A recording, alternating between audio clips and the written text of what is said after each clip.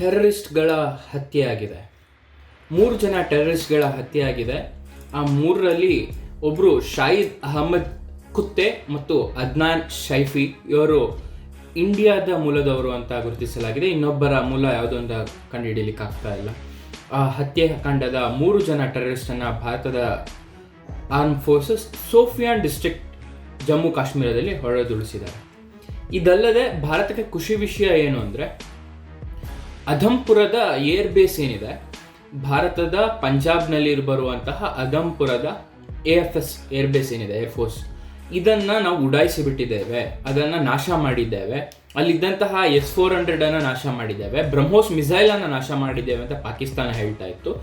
ಅದೆಲ್ಲದಕ್ಕೂ ಉತ್ತರ ಎನ್ನುವ ಹಾಗೆ ಇವತ್ತು ಪ್ರಧಾನಿ ನರೇಂದ್ರ ಮೋದಿ ಅವರು ಆ ಒಂದು ಮಿತ್ ಅಥವಾ ಒಂದು ಮಿಸ್ಇನ್ಫಾರ್ಮೇಷನನ್ನು ಏನು ಹಬ್ಬಿಸ್ತಾ ಇದ್ರು, ಅದಕ್ಕೆ ಉತ್ತರ ಎನ್ನುವ ಹಾಗೆ ಹಿಂದ್ಗಡೆ ಫೈಟರ್ ಜೆಟ್ಗಳು S-400 ನಿಲ್ಲಿಸ್ಕೊಂಡು ಅಲ್ಲಿಂದನೇ ಭಾಷಣವನ್ನು ಮಾಡಿದರು ಅಧಂಪುರದ ಏರ್ಬೇಸ್.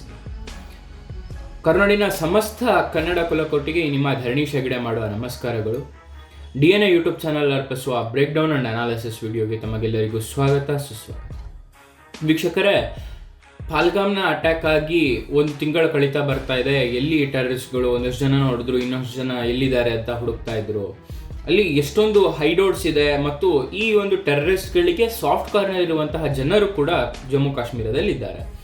ಅವರನ್ನು ಸಪೋರ್ಟ್ ಮಾಡಿದವರು ಮತ್ತು ಆ ಟೆರರಿಸ್ಟ್ಗಳ ಮನೆ ಏನಿತ್ತು ಅದನ್ನು ಧ್ವಂಸ ಮಾಡುವಂಥದ್ದು ನಡೆದಿತ್ತು. ಆದರೆ ಇವತ್ತು ಆ 3 ಜನ ಟೆರರಿಸ್ಟ್ಗಳೇನಿದ್ದಾರೆ ಅವರನ್ನು ಕೊಂದಿದ್ದಾರೆ. ಅಂದರೆ ಶಾಹಿದ್ ಅಹಮದ್ ಕುತ್ತೆ, ಅವನ ಹೆಸರಲ್ಲೇ ಇದೆ ಏನು ಮಗ ಅವನು ಅಂತ. ಅದರ ನಂತರ ಅದ್ನಾನ್ ಶೈಫಿ ಅಂತಕ್ಕಂತಹ ಭಾರತ ಮೂಲದವರನ್ನು ಮತ್ತು ಒಬ್ಬ ಅನ್ಐಡೆಂಟಿಫೈಡ್ ಉಗ್ರರನ್ನು ಹೊಡೆದುರುಳಿಸಿದ್ದಾರೆ. ಇದಲ್ಲದೆ ಪಾಕಿಸ್ತಾನದ ನ್ಯೂಸ್ ಮೀಡಿಯಾ ಪೋರ್ಟಲ್ಗಳನ್ನು ನೀವೇನಾದರೂ ತೆಗೆದು ನೋಡಿದರೆ ಅಂಥ ಮಿಸ್ಇನ್ಫಾರ್ಮೇಷನನ್ನು ಅವ್ರು ಹಬ್ಬಿಸ್ತಾ ಇದ್ದಾರೆ ಅಂದರೆ ಆ ಮಿಸ್ಇನ್ಫಾರ್ಮೇಷನ್ಗೆ ಪಾರವೇ ಇಲ್ಲ. ಪಾಕಿಸ್ತಾನ ಯುದ್ಧವನ್ನು ಗೆದ್ದು ಬಿಟ್ಟಿದೆ ಅನ್ನೋ ಮಟ್ಟಿಗೆ ಅವರು ಪಾಕಿಸ್ತಾನದಲ್ಲಿ ಒಂದು ಮೊಹಲ್ಲನ್ನು ಕ್ರಿಯೇಟ್ ಮಾಡ್ತಾ ಇದ್ದಾರೆ. ಅದಲ್ಲದೆ ಹಳೆಯ ಕ್ರಿಕೆಟಿಗ ಶಾಹಿದ್ ಅಫ್ರಿದಿ ಅಲ್ಲಿ ರ್ಯಾಲಿಯನ್ನು ಸ್ಟಾರ್ಟ್ ಮಾಡಿದ್ದಾನೆ, ಭಾರತದ ವಿರುದ್ಧ ಪಾಕಿಸ್ತಾನ ಗೆದ್ದಿದೆ ಅಂತ ಹೇಳ್ಕೊಂಡು. ಒಂದು ನ್ಯೂಸ್ ಚಾನೆಲ್ನ ವಿಡಿಯೋ ಕ್ಲಿಪ್ಪಿಂಗ್ನ ನಾನು ನೋಡ್ತಾ ಇದ್ದೆ. ಅದರಲ್ಲಿ ಹೇಳ್ತಾ ಇದ್ದಾರೆ, ಅಲ್ಲಿಯ ಹ್ಯಾಕರ್ಸ್ ಏನಿದ್ದಾರೆ, ಪಾಕಿಸ್ತಾನದ ಹ್ಯಾಕರ್ಸು ಭಾರತದ 70% ಎಲೆಕ್ಟ್ರಿಸಿಟಿಯನ್ನು ಆಫ್ ಮಾಡಿದ್ದಾರೆ, ಹ್ಯಾಕ್ ಮಾಡಿಬಿಟ್ಟು ಎಲೆಕ್ಟ್ರಿಸಿಟಿನ ಹ್ಯಾಕ್ ಮಾಡಿದ್ದಾರೆ ಅಂತ. ಆ ಪೆದ್ದುಗುಂಡುಗಳಿಗೆ ಗೊತ್ತಿಲ್ಲ, ಬ್ಲ್ಯಾಕ್ಔಟ್ ಅಂತಕ್ಕಂಥದ್ದು ಒಂದಿರುತ್ತೆ. ಒಂದು ಅಟ್ಯಾಕ್ ನಡೆಯುವಾಗ ಎಲ್ಲ ಕಡೆ ಲೈಟ್ಸನ್ನು ನಾವೇ ಆಫ್ ಮಾಡ್ತೇವೆ, ಯಾಕಂದರೆ ವೈರಿಗಳಿಗೆ ನಮ್ಮ ಬೇಸ್ಗಳು ಕಾಣಬಾರ್ದು, ನಮ್ಮ ಸಿಟಿಗಳು ಕಾಣಬಾರ್ದು ಅಂತಕ್ಕಂಥದ್ದು. ಇದು ಗೊತ್ತಿಲ್ಲದೆ ಹ್ಯಾಕರ್ಸ್ ಹ್ಯಾಕ್ ಮಾಡ್ತಾರೆ. ವೀಕ್ಷಕರೇ, ಪಾಕಿಸ್ತಾನ ಮಿಸ್ಇನ್ಫಾರ್ಮೇಷನನ್ನು ಜಾಸ್ತಿನೇ ಹಬ್ಬಿಸ್ತಾ ಇತ್ತು. ಈ ಕುರಿತಾಗಿ ಸೋಫಿಯಾ ಖುರೇಷಿ ಅವರು ಕೂಡ ಹೇಳಿದರು. ಪಾಕಿಸ್ತಾನ ಕ್ಲೇಮ್ ಮಾಡ್ತಾ ಇದೆ, S-400 ಹಾಳು ಮಾಡಿದ್ದೇವೆ, ಅಂದರೆ ಡಿಸ್ಟ್ರಾಯ್ ಮಾಡಿದ್ದೇವೆ, ಬ್ರಹ್ಮೋಸ್ ಮಿಸೈಲನ್ನು ಅಟ್ಯಾಕ್ ಮಾಡಿದ್ದೇವೆ. ಅದಲ್ಲದೆ ಬಟಿಂಡಾ ಮತ್ತು ಅಧಂಪುರ, ಜಮ್ಮು ಕಾಶ್ಮೀರ ಮತ್ತು ಹಲವು ಬೇಸ್ಗಳೇನಿದ್ವು, ಏರ್ ಬೇಸ್, ಅಲ್ಲಿಯ ಏರ್ ಬೇಸ್ಗಳನ್ನು ನಾವು ಹೊಡೆದುರುಳಿಸಿದ್ದೇವೆ, ಪಠಾನ್ಕೋಟಲ್ಲಿ ಅಲ್ಲಿ ಇಲ್ಲಿ ಅಂತ. ಆದರೆ ಇದೆಲ್ಲದರ ಲೈವ್ ಪಿಕ್ಚರ್ಸ್, ಅಂದರೆ ಡೇಟೆಡ್ ಟೈಮ್ ಪಿಕ್ಚರ್ಸ್ ಏನಿರುತ್ತೆ ಅದನ್ನು ಪ್ರೆಸ್ ಕಾನ್ಫರೆನ್ಸಲ್ಲಿ ತೋರಿಸಿ ಹೇಳಿದರು, ಈ ಏರ್ಫೋರ್ಸ್ಗಳಿಗೆ ಏನೂ ಆಗಿಲ್ಲ, ಮಿಸ್ಇನ್ಫಾರ್ಮೇಷನನ್ನು ಅವ್ರು ಹಬ್ಬಿಸ್ತಾ ಇದ್ದಾರೆ ಅಂತಕ್ಕಂಥದ್ದು. ಅದಲ್ಲದೆ ಇವತ್ತು ನಮ್ಮ EAM ಅಂದರೆ ಎಕ್ಸ್ಟರ್ನಲ್ ಅಫೇರ್ಸ್ ಮಿನಿಸ್ಟ್ರ್, ಅದರ ಮಿನಿಸ್ಟರ್ ಆಗಿರುವಂತಹ EAM ಜೈಶಂಕರ್ ಏನಿದ್ದಾರೆ, ಅವರು ಕೂಡ ಹೇಳಿದರು, ಪಾಕಿಸ್ತಾನ ಸುಳ್ಳು ಸುದ್ದಿಗಳನ್ನು ಹಬ್ಬಿಸೋದ್ರಲ್ಲಿ ತುಂಬ ಎತ್ತಿದ ಕೈ ಮೊದಲಿಂದ. ಅಂದರೆ ಅವರು 1971 ವಾರನ್ನು ಅವರೇ ಗೆದ್ದಿದ್ದಾರೆ ಅಂತ ಹೇಳ್ಕೊಳ್ತಾರೆ, ಕಾರ್ಗಿಲ್ ಯುದ್ಧವನ್ನು ಅವ್ರು ಗೆದ್ದಿದ್ದಾರೆ ಅಂತ ಹೇಳ್ಕೊಳ್ತಾರೆ. ಅಲ್ಲಿ ಅವರು ಅದನ್ನು ಹೇಳ್ಕೊಳ್ಳೇಬೇಕು, ಯಾಕಂದರೆ ಅವರು ನಡೆಸ್ತಾ ಇರುವಂಥದ್ದು ಮಿಲಿಟ್ರಿ ಬೇಸ್ಡ್ ಕಾನ್ಸ್ಟಿಟ್ಯೂಷನ್. ಅಂದರೆ ಮಿಲಿಟ್ರಿಯವರು ಯಾರನ್ನು ತಂದು ಕೂರಿಸ್ತಾರೋ ಅವನು PM, ಅವನು ಡೆಪ್ಯೂಟಿ PM ಆಗಿರ್ತಾನೆ. ಮಿಲಿಟರಿಯ ಆಡಳಿತವನ್ನು ಅವರು ನಡೆಸ್ತಾ ಇರ್ತಾರೆ, ಅವರ ಕೆಳಗಡೆ ಪ್ರೈಮ್ ಮಿನಿಸ್ಟರ್ ಎಲ್ಲ ಬರ್ತಾರೆ. ಹೆಸರಿಗೆ ಮಾತ್ರ ಕಾನ್ಸ್ಟಿಟ್ಯೂಷನ್ ಅಲ್ಲಿದೆ, ಹೆಸರಿಗೆ ಮಾತ್ರ ವೋಟಿಂಗ್ ನಡೆಯುತ್ತೆ. ಮಿಲಿಟ್ರಿಯ ವಿರುದ್ಧ ಯಾರು ಹೋಗ್ತಾರೆ ಅವರನ್ನು ಜೈಲಿಗೆ ಹಾಕುವಂಥದ್ದು ನಡೆಯುತ್ತೆ. ಈಗ ಇಮ್ರಾನ್ ಖಾನ್ ಆಗಲೇ ಜೈಲಲ್ಲಿದ್ದಾನೆ, ಅವನ ಕಾರ್ಯಕರ್ತರೇನಿದ್ದಾರೆ ಅವರೆಲ್ಲ ರ್ಯಾಲಿ ತೆಗಿತಾರೆ ಮತ್ತು ಸುಮ್ಮನಾಗ್ತಾರೆ, ರ್ಯಾಲಿ ತೆಗಿತಾರೆ ಸುಮ್ಮನಾಗ್ತಾರೆ. ಅವನನ್ನು ಜೈಲಲ್ಲಿ ಹಾಕಿಟ್ಟಿದ್ದಾರೆ, ಅವನನ್ನು ತಂದು ಕೂರಿಸಿದ್ದು ಈ ಮಿಲಿಟ್ರಿ ಅವರೇ.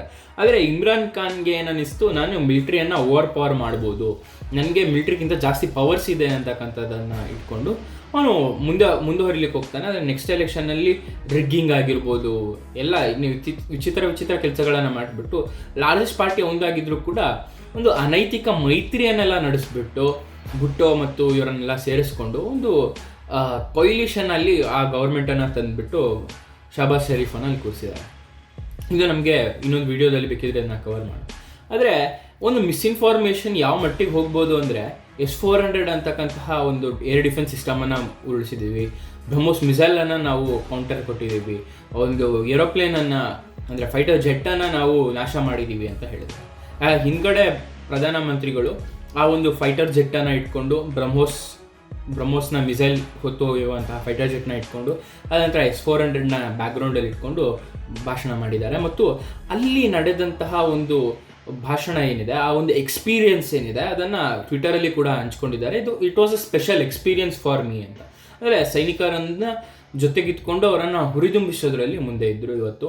ಮತ್ತು ಸೈನಿಕರೊಟ್ಟಿಗೆ ಕೂತ್ಕೊಂಡು ಜೈ ಭಾರತ್ ಅಂತ ಹೇಳೋದಾಗಲಿ, ಅವರೊಟ್ಟಿಗೆ ಒಂದು ಹುರುಪನ್ನು ಕೊಡೋದಾಗಲಿ ಅದರಲ್ಲಿ ಇವತ್ತು ಜಾಸ್ತಿ ಕಾಣಿಸ್ಕೊಂಡ್ರು.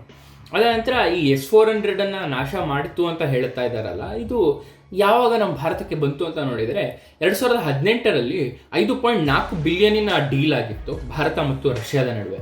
ಈ ಒಂದು ಡೀಲಿಂದಾಗಿ ನಮಗೆ ಸಿಕ್ಕಂಥದ್ದು ಒಂದು ಏರ್ ಡಿಫೆನ್ಸ್ ಸಿಸ್ಟಮ್, ಅದು S-400 ಸುದರ್ಶನ್ ಚಕ್ರ ಅಂತಲೂ ಕರೀತಾ ಇದ್ದಾರೆ. ಯಾಕಂದರೆ ಅದರ ಸ್ಪೀಡ್ ಆಗಿರ್ಬೋದು, ಅದರ ಡಿಟೆಕ್ಷನ್ ಆಗಿರ್ಬೋದು, ಇದೆಲ್ಲ ಲೀಥಲ್ ಆಗಿರೋದ್ರಿಂದ ಅದನ್ನು ಸುದರ್ಶನ ಚಕ್ರಕ್ಕೆ ಕಂಪೇರ್ ಮಾಡಿಬಿಟ್ಟು S-400ಗೆ ಸುದರ್ಶನ ಚಕ್ರ ಅಂತ ಹೆಸರಿಟ್ಟಿದ್ದಾರೆ.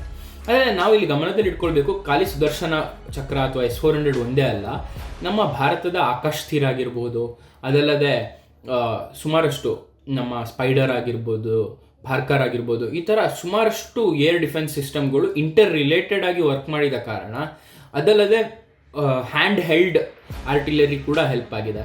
ಮತ್ತು ಈ ಎಲ್ಲ ಅಮ್ಯುನಿಷನ್ಸ್ಗಳು ಕೆಲಸ ಮಾಡಿದ ಕಾರಣ ಭಾರತಕ್ಕೆ 99% ಏರಿಯಲ್ ಡಿಫೆನ್ಸ್ ಮಾಡಲಿಕ್ಕೆ ಯಾವುದೇ ಆಗಿರಲಿ ಅದರಲ್ಲಿ ನಾವು ಎಕ್ಸೆಲ್ ಆಗಲಿಕ್ಕೆ ಹೆಲ್ಪ್ ಆಗಿದೆ.